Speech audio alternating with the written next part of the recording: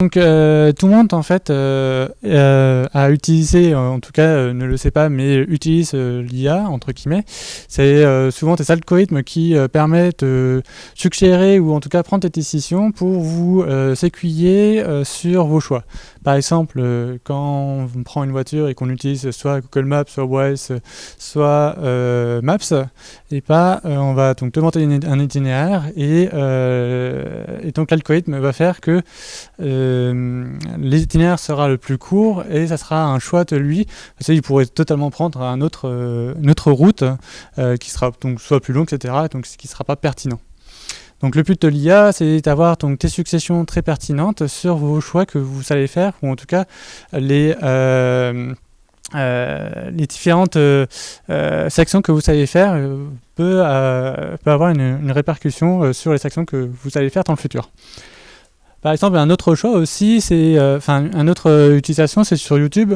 Je pense que tous les algorithmes, un algorithme, quand vous regardez une vidéo, vous savez, généralement, il y a une succession de vidéos. Et ça, c'est sur les actions que vous avez faites. Un algorithme derrière va analyser toutes les vidéos, etc. Et il va prendre une décision de dire, voilà, vous avez vu tant de vidéos sur... par exemple, le paysage, et il va vous proposer une vidéo sur le paysage et non pas, par exemple, sur un océan ou sur une entreprise quelconque. Voilà. Le cloud qui a aussi été fortement l'IA pour le partage de puissance et de stockage, parce que l'utilisation de l'intelligence artificielle demande beaucoup de ressources, de calcul surtout, et les ordinateurs, un seul ordinateur ne peut pas gérer une grosse quantité de calcul. Donc le cloud permet de partager toutes ces ressources et ensuite de stocker tous les résultats qu'elle va produire.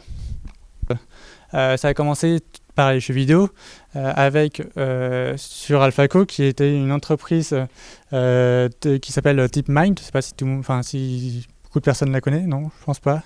DeepMind, c'est une entreprise en Angleterre qui a été donc rachetée par Google, qui a donc développé un algorithme, en tout cas une intelligence artificielle, pour pouvoir combattre des joueurs professionnels sur des jeux très connus en tout cas, donc comme StarCraft 2 ou Dota.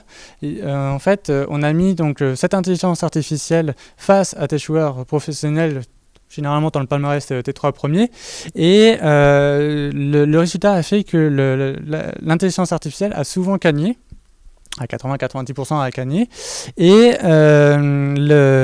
les joueurs professionnels maintenant prennent exemple sur ce que l'IA a fait. Ça veut dire qu'il y a une évolution de ce que nous, des joueurs, des techniques que les joueurs utilisaient, va avoir une évolution grâce à l'IA. Sur le site, ça indique les personnes qui sont présentes sur la photo, les véhicules, donc là une moto, et ensuite les buildings qui sont présents sur la photo. Tout cela va décrire les différentes personnes, bâtiments, etc. et va avoir un indice de confiance. Ça veut dire que l'indice de confiance, elle est sûre à 88% qu'il y a une personne là. Elle est de dos, donc c'est assez compliqué de savoir si c'est un homme ou une femme, mais là, il a compris que c'était quand même une personne, un homme, qu'il a une moto, etc. D'autres applications qu'on peut avoir aussi un peu dans le monde actuel, c'est dans l'agriculture. Par exemple, il y a des drones qui vont survoler des champs, qui vont analyser toutes les plantes et ensuite va savoir s'il y a une maladie en particulier, etc. et pouvoir directement appliquer une solution pour pouvoir enlever cette maladie-là.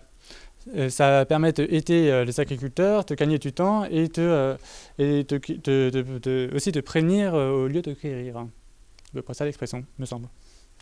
Maintenant, dans le monde un peu plus informatique, il y a ce qu'on appelle le data analytic. Ça veut dire que toutes les données que tes utilisateurs mettent sur tes sites vont pouvoir être récoltées et ensuite va pouvoir donner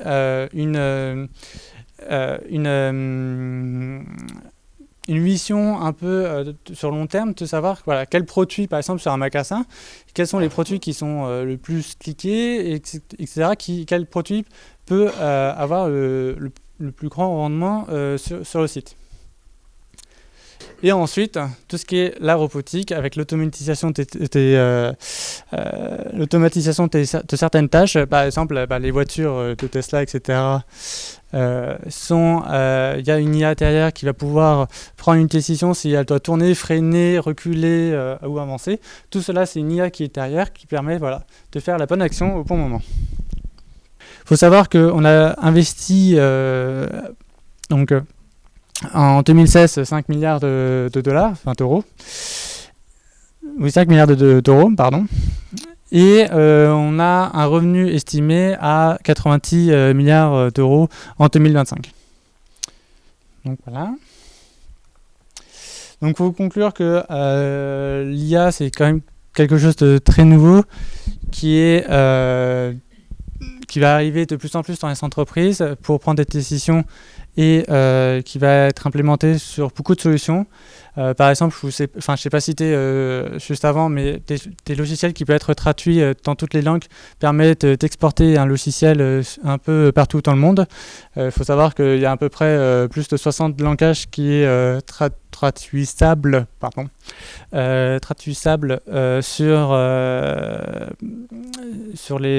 en temps réel.